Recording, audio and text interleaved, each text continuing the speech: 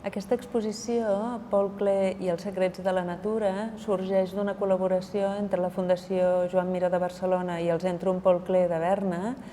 El Zentrum Paul Klee ens va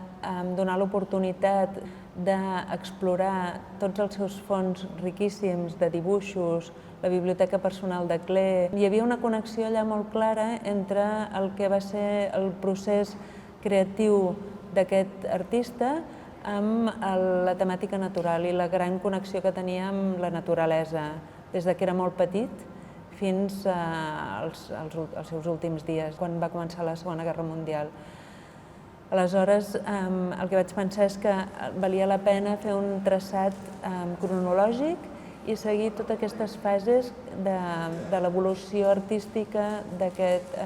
artista excepcional.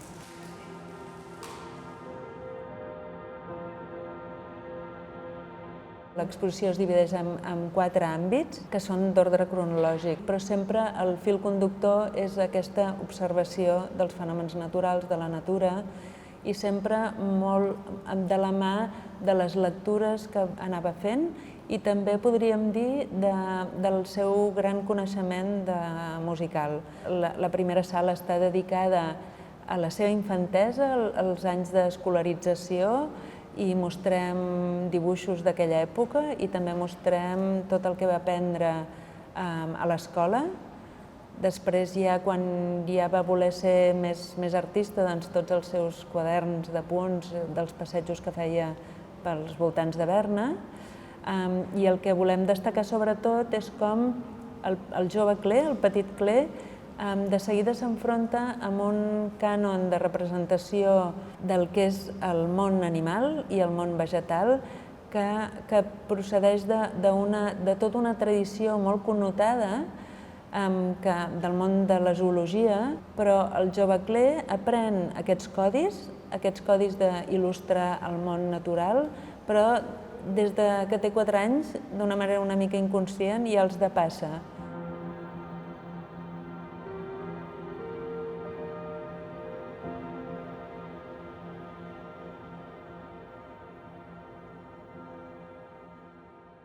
La segona sala està dedicada als anys al voltant de la Primera Guerra Mundial. Aquí Klee ja havia format part del famosíssim grup expressionista muniquès Der Blaue Reiter, el Genet Blau,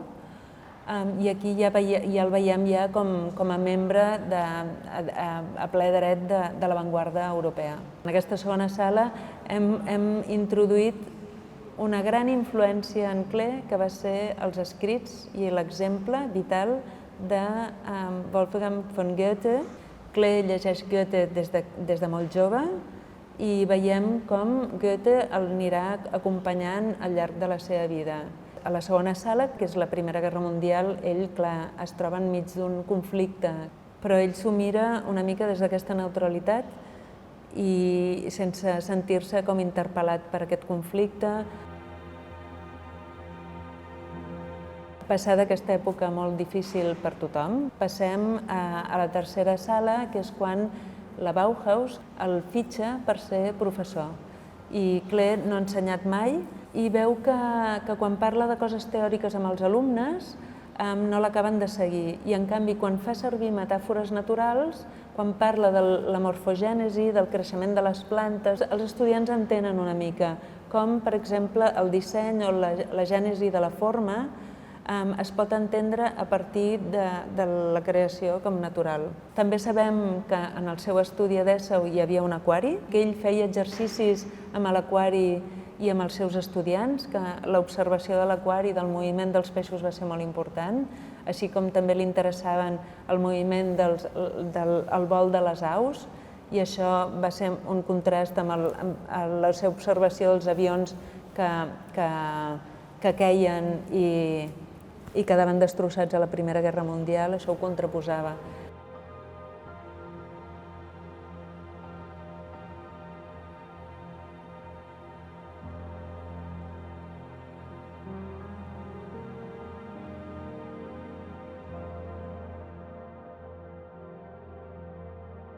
Passem a l'última sala, que és quan els nazis li comencen a fer la vida impossible, a ell i a molts artistes considerats moderns i avantguardistes. Ell marxa de la Bauhaus l'any 31, després accepta una posició, un càrrec de professor a Düsseldorf, però allà es comença a complicar tot molt i a l'any 33 el cessen en el seu càrrec. Poc després, arran del xoc del que representa aquest desarrelament, aquesta fugida, aquest exili d'un context germànic que ell considerava també el seu, considerava que era la seva pròpia cultura, i que ell havia fet una aportació a la cultura alemanya molt important, però que això no es reconegués, això li va suposar com un dol i molta tristesa, i a Berna van intentar com reconstruir una mica les seves vides, ell i la seva dona, la Lili, però al cap d'un any i mig es declara una malaltia que al cap d'uns anys, al cap de 5 anys, ja li provocarà la mort. Podem dir, i ho veiem a través de la seva obra, que aquesta dificultat física també l'apropa a una realitat que va ser que el seu cos li impedia com desenvolupar el traç virtuós que havia tingut durant molts anys, acaba apropant-se físicament de l'objecte representat, perquè comença al final de la seva vida a pintar amb els dits, i això vol dir que el seu cos, que és un cos orgànic, que està patint un procés orgànic, el de la malaltia i un envelliment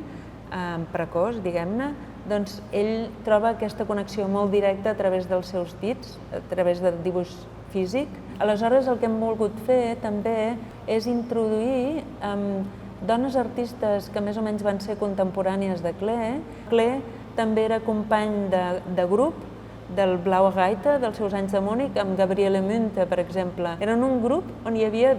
eren majoritàriament homes, però hi havia dues dones artistes molt importants, Gabriele Münte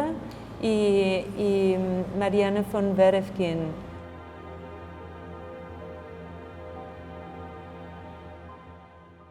A la segona sala tenim una peça d'Emma Kunz, on qüestionem el tema de la geometria. Què vol dir la geometria per una guaridora que no era necessàriament artista, però que estava totalment en sintonia amb les forces de la natura. I després, a la darrera sala, hi ha una peça de Maruja Mayo, la surrealista espanyola, que també va patir un exili i que també tenia aquesta connexió i aquesta fascinació pels fenòmens naturals. Finalment, l'exposició s'acaba amb una instal·lació que hem confiat a l'artista suïssa Sandra Knecht, una artista que va néixer als entorns de Berna, que parla el mateix llenguatge que parlava Klee, que a través de la seva obra vol reflexionar sobre la mort de Klee. I és com una espècie d'homenatge final que li fem a Klee a través de l'obra de Sandra Knecht.